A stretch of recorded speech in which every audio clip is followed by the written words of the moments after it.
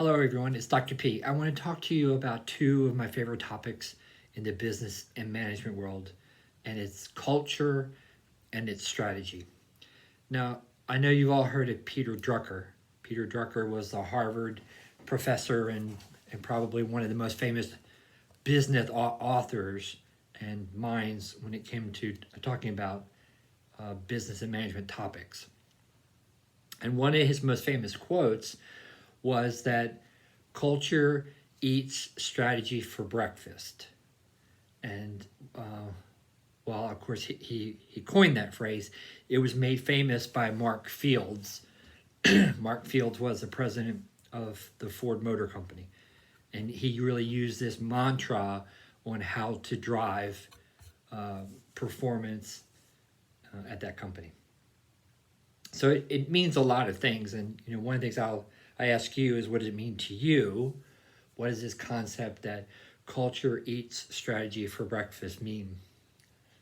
I have a great example, or at least a couple of great examples. One's a small one. And I worked for an organization one time that talked about, how people were important, how they were, the most important asset that the company had. And people needed to, have healthy life at home and be happy in order to be successful at work. And then they would walk around at 5 o'clock at the end of the day and kind of take notice of the people that were still there working in the office. Now, you can't have a culture that says we value people and we want them to be happy and we want them to have a successful family life, and then gig them for not being at their desk at 5 p.m. So again, that's a small example. A bigger example was when I worked at the Quaker Oats Company, and they were, we all know some of the brands that the Quaker Oats Company had.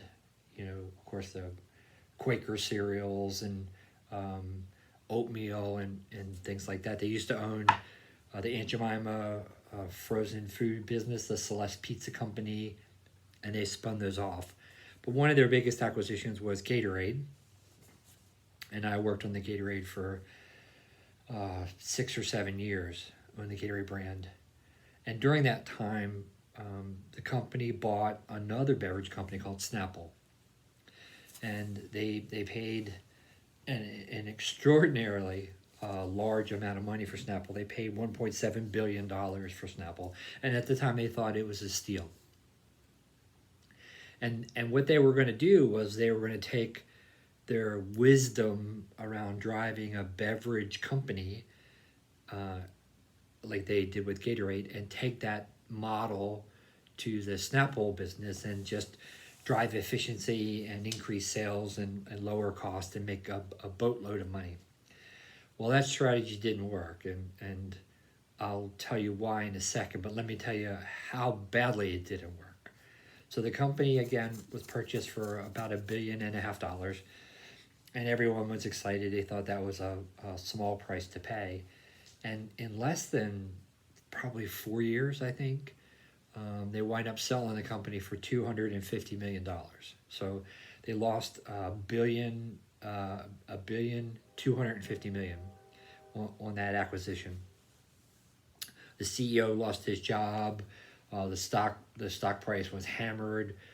Complete management overhaul. In fact, the company, the Gatorade business was ultimately then sold to Pepsi. But what happened? What happened here? Well, the Quaker Oats Company tried to use this strategic play of efficiency and going directly to the supermarkets and bypassing distributors.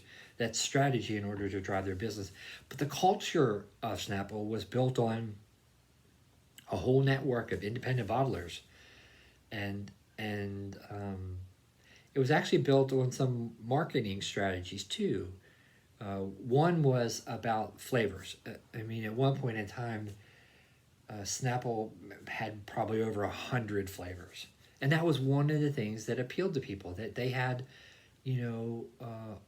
a very variety of tea-based products and then juice-based products. And you might go into the convenience store and see a flavor you had never bought before and buy it, and that's what made Snapple pretty cool. Well, Quaker thought, boy, in order to be more efficient, let's put them in bigger bottles. Let's put them in half-gallon plastic jugs so we could put them on the Kroger shelves. But they cut a significant number of the flavors out of the portfolio.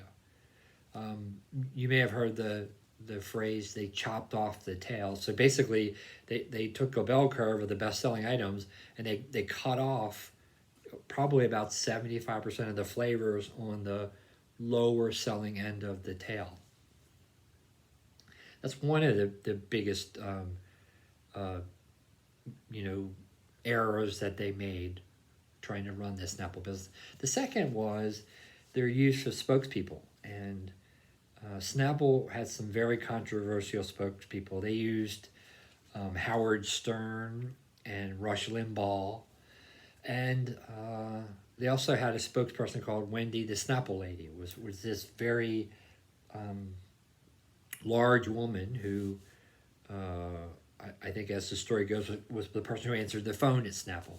Snapple, may I help you? How can I handle your call? And she became infamous for being the Snapple Lady. And Quaker just didn't want to have anything to do with that. So they fired Howard Stern.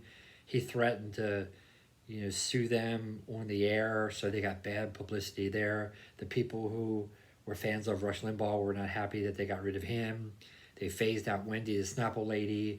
Again, they cut the tails of the product offering down and basically just destroyed that business.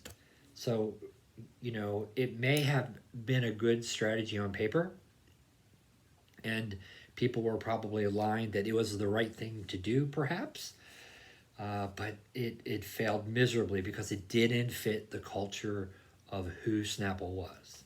So they tried to take this, very unique and unusual, quirky Snapple business and fit it into the culture of a very Midwest, stoic Quaker Oats company. So again, remember that phraseology that culture eats strategy for breakfast, and when you run your own company or you're leading a team, remember how important culture is in order for an organization to be successful, and how it can overwhelm a really good strategic plan.